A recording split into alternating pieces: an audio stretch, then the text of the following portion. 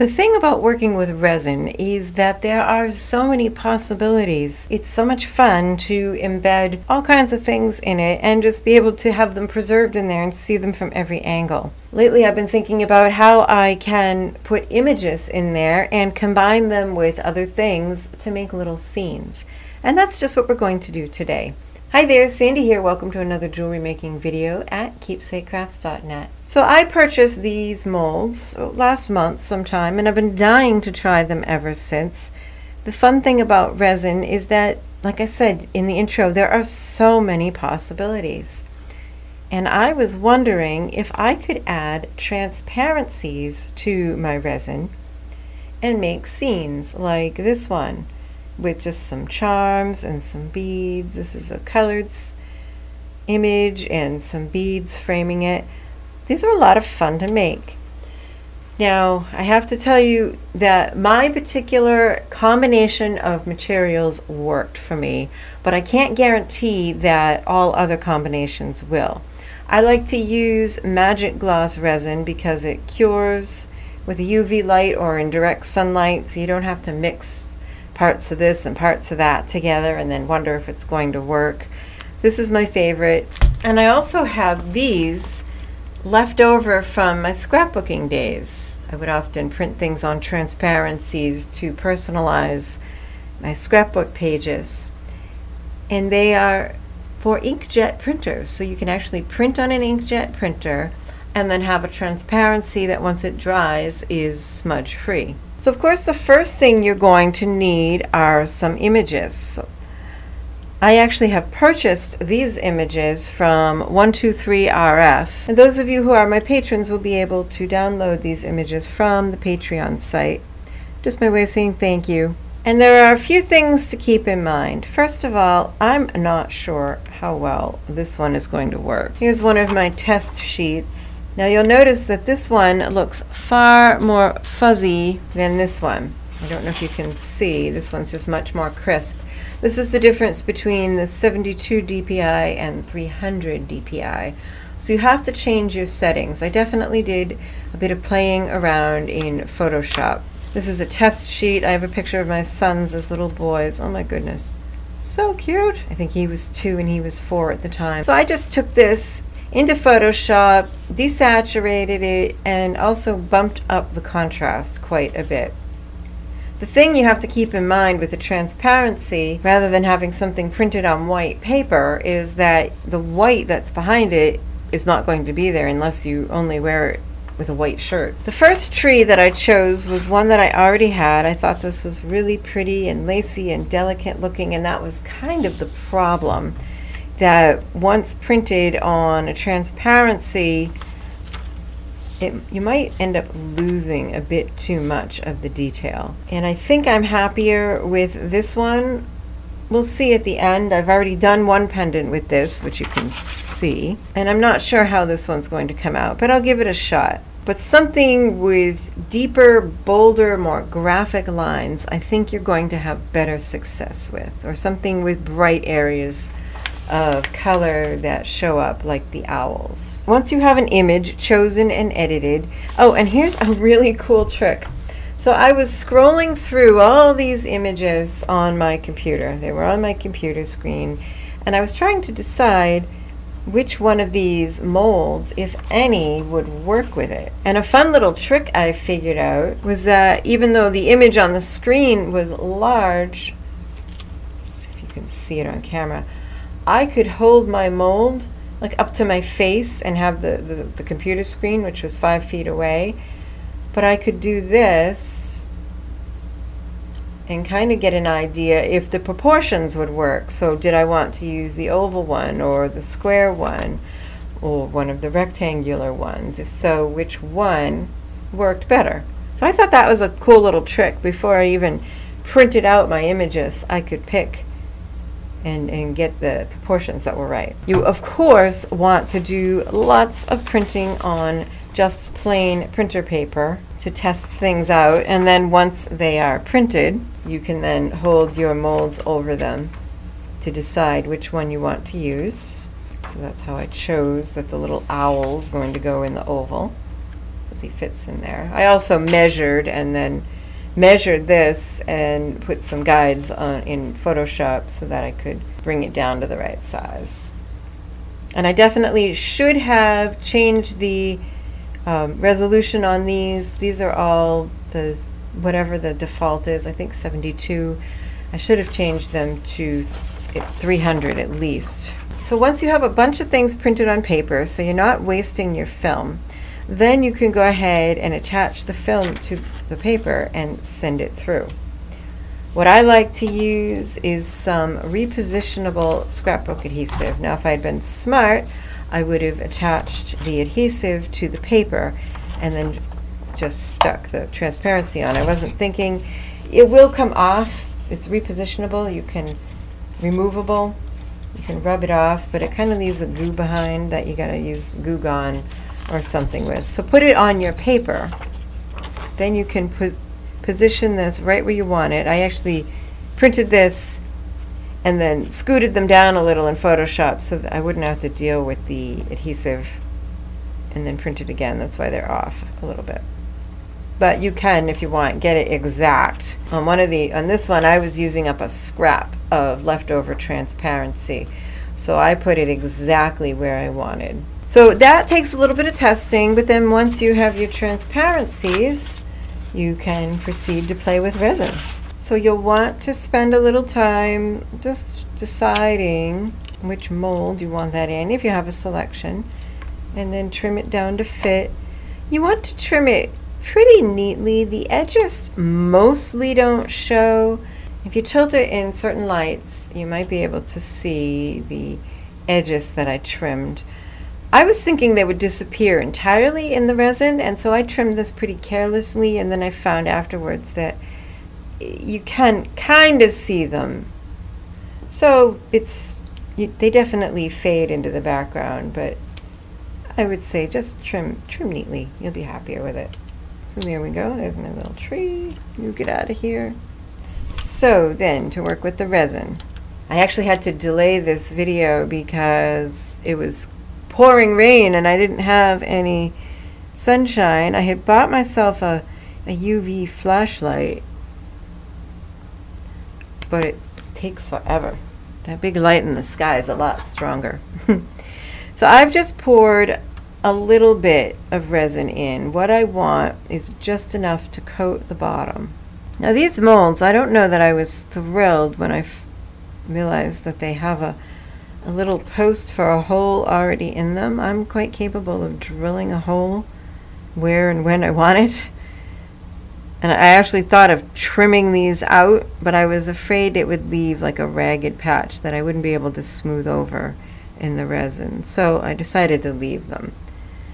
So around these posts, though, is prime bubble area. So be sure that you get that filled in. So you want just enough to cover the bottom, because we're going to be layering in other things. As you're doing this, you want to be conscious of which side do you want to be the front, the underside or the top side. I'm going to have the top side be my front in this one, and I'll show you how to do it the other way in a minute.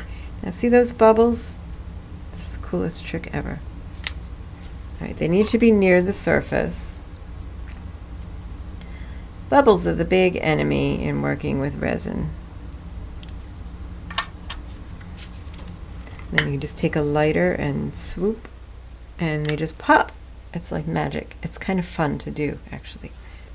Just a second. You don't want to hold it there. Just a second. For this one, I'm going to have the side that's facing me be the front of the pendant.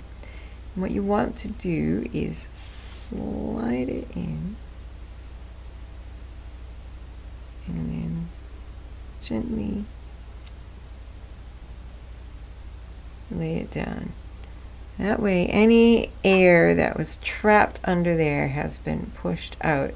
If you look on the back side of this one, you can see I didn't do that very well, and I've got little pockets of air trapped in different places. So take a little more care, like I just did. I'm just going to put a couple more drops of resin over this. I'm keeping my layers thin because I want to add things to this, so I need to leave room for the additional layers. And that's really the whole trick to it, is just keeping in mind that you're working in layers. Now another thing to keep in mind here.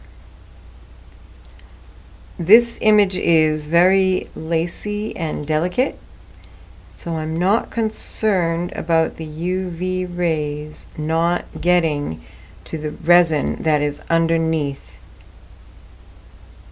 the printed areas. On an image like this, where the printed areas are so much more dense, that would be a concern. So what you would need to do is add your resin, a very thin layer of resin first, and then cure it. Then add your piece. That's the thing you have to keep in mind that's a little bit different than working with other types of resin. The sunlight needs to reach it in order for it to cure properly. So if I put one of these big steampunk gears in, then the sunlight is definitely not going to reach the resin underneath it. So that has to be cured first. It's not a bad idea to let it sit for a bit and let any bubbles come to the surface before you go curing it. That's another thing I like about the UV resin, as I could let this sit for days and it would do nothing until I put it in sunlight or under a UV light. So there's a start. Let's pop the bubbles.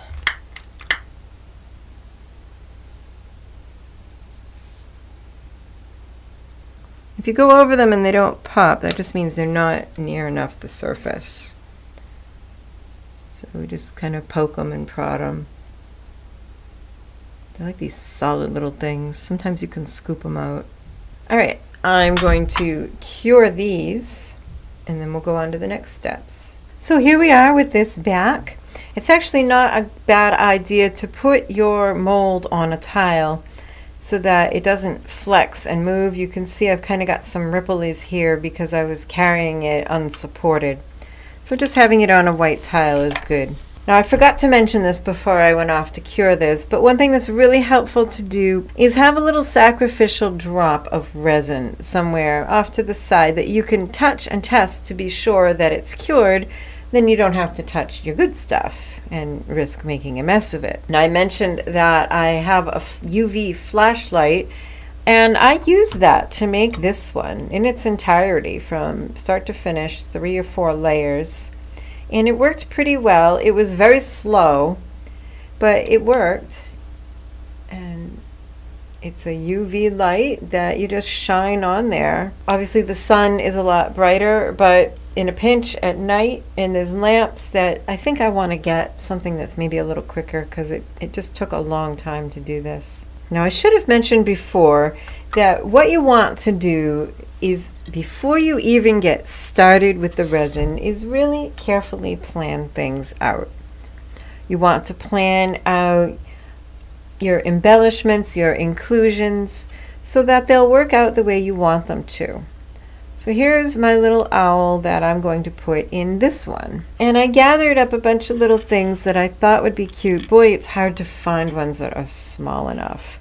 So before you even pour any resin, while everything is still dry and can be moved, some little polymer clay leaves. Aren't those cute? You could go find a branch outside, or you could sculpt a little branch out of polymer clay. There's a little feather out of polymer clay. Seashells, if you have some tiny ones, would be cute. Little seed beads are great, although they do pose a problem with bubbles because they have a hole in them. I thought, though, I would like to make this guy a steampunk owl. Put that gear there. And I've got these little bitty gears. And maybe just get rid of that leaf altogether. So this is what you want to do before you start. There are two ways of building your scenes. One is front to back and the other is back to front. So this one I'm going to build so that the part that's on the tile will be the front of my pendant. Notice that this is reversed, so pay attention to that. If you have something with people, with words, pay attention to which way it's going. So this is actually going to go on last. But what I have underneath is my paper printout, and that way I can arrange everything just the way I want it. So again, a thin layer of resin. These bezels are a little less than 1/4 of an inch thick, maybe right around 1/4 of an inch deep.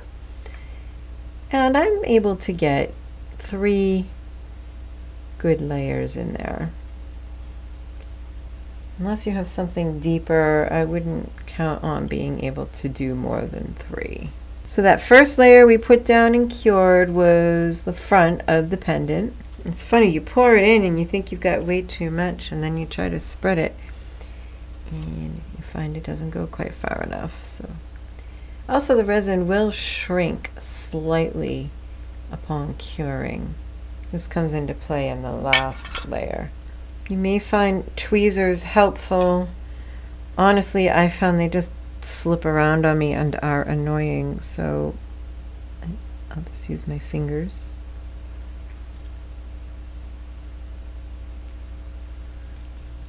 Remember that that side's the front, so my little birdhouse needs to go face down. And this is where you're going to probably trap some bubbles. So just take a little time. Yeah, the awl really is my favorite tool here. Take a little time, let it sit for a while, inspect it carefully. Now let's see. The awl is really great with these little seed beads. For this frame, what I did kind of worked in my favor that that UV light was so slow to cure, because I let it cure for, I don't know, maybe 10 minutes. It was starting to firm up and gel, but it was still pretty squidgy. Then I was able to take my awl and position these seed beads in a frame around it and just kind of push them into the resin. Sorry, I know you can't see what I'm doing here. I'm just pouring those seed beads on. Oh, I like the way that looks. This is where the little scoop is handy. Gives you just a little bit more control. You could put little beads in the trees, like for leaves or flowers. And also another nice thing about using the UV resin is that you have all kinds of time. You don't, again, it's not going to cure until you put it in the sun. You have as much time as you need to rearrange, reposition, get rid of air bubbles and all that. Now for this one, since we put the transparency in first, this is actually going to be the front side. Now if you do it that way, you can have objects sticking out. You don't have to embed them in completely. So I'm going to make this actually my final layer for this pendant. And I'm just going to have, not upside down, a couple leaves.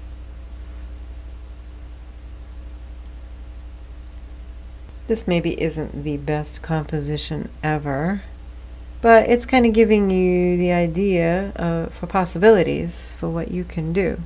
So sit and play and fuss endlessly, or not so endlessly. Yeah, I'll stop right there. Remember that this one doesn't actually have the picture yet. This was just behind it for a guide. So you can create them back to front or front to back. So now it's time to go cure this one. So while those ones are curing, I've been working on a couple others. I've been working on this one with my little boys. And what I did to get this really nice tight trim was I held my picture up to the back of the mold that I wanted to use, eyeballed where I wanted the cut to be, and then used a very sharp craft knife to cut a little outside that line. Did that all the way around, and then looked a little bit more closely, trimmed a little bit more closely. It took a few trims to get it just right, but that way I have it just right and I haven't accidentally cut off too much. The biggest pain in the neck was cutting the little hole here for this. Yeah, these, I can tell these are going to be the bane of my existence, but it is what it is. And then what I did was I managed to get that kind of stuffed on that little tab, and then poured the resin kind of underneath and used my awl and tucked it underneath, and hopefully there won't be too many bubbles. And I think what I'm going to add to this are some micro beads. These are small enough. I was saying before that it's tough to find things that are small enough, but these actually are. I thought they would be cute. Just sprinkled. Maybe a few up there. These micro beads are so fine. Yeah, hence the name micro, but really you get them on your workspace. It's kind of like beach sand. You know, have you ever gone to the beach and the goal is to not bring sand home with you, but you always do because that's the nature of it. Well, these micro beads are like that. They're that fine and they just get everywhere. But that's really cute. Oh, I like that. Sacrificial drop of resin just on the side. You'll be so happy you did that. It just makes everything much easier. One of the things I mentioned earlier is that the resin shrinks slightly as it cures. And I don't know if you can see it on camera, but that often gives you this kind of indented section, which is why it can be nice to use the underside, the part furthest away from you of the mold, as your front. But if you don't want to do that for whatever reason, there is a fix. Now this one is finally starting to feel cured completely. Yeah, it's still a little tacky. That's kind of weird. And there's a fix for that too. And that is to dome the resin on top and then cure one more time. I'm not going to worry about my holes. I can clear those out with a drill after it's cured. So it's easier to just go ahead and pour. You pour from the center. And this stuff has a very high surface tension, so it will dome, but you don't want to put too much or it'll spill over. And also the surface tension doesn't last forever, so if you go off and let it sit overnight, not a good idea. It will probably break. The surface tension will break and spill over. And the same with this one. And now you have this beautiful domed finish on your piece. This one actually, because I used the light to cure it and it was so slow, and I did it in many stages and kept forgetting to do my little test dot of resin, I touched it a lot, and so it got kind of messy.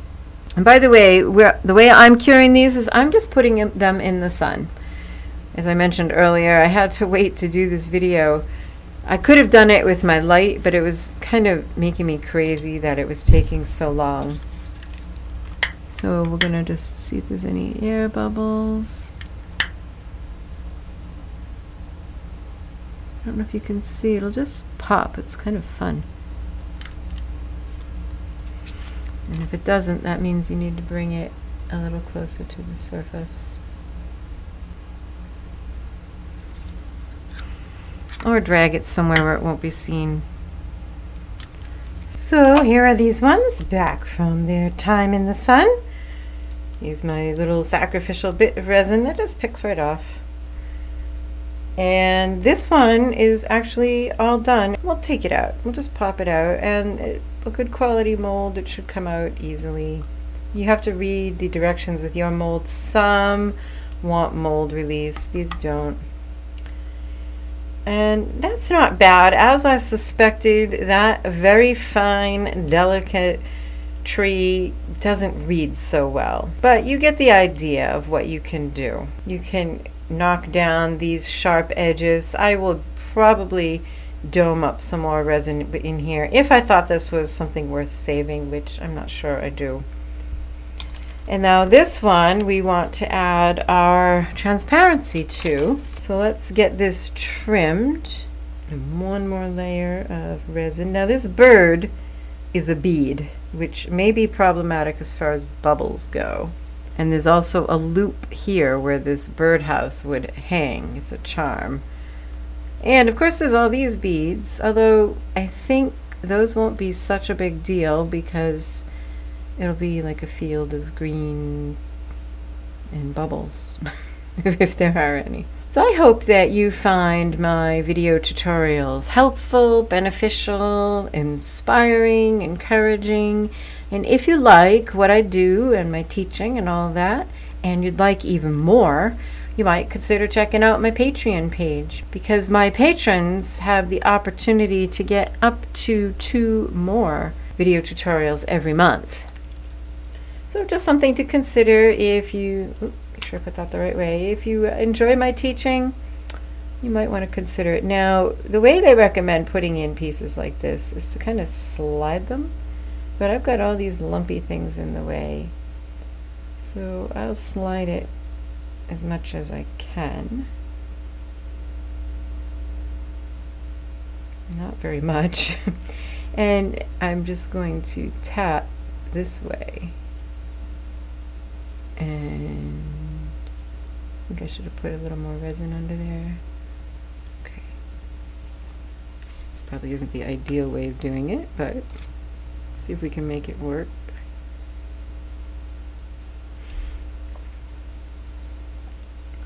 So you can see, you can follow that line as it goes down and push out any air bubbles. There we go.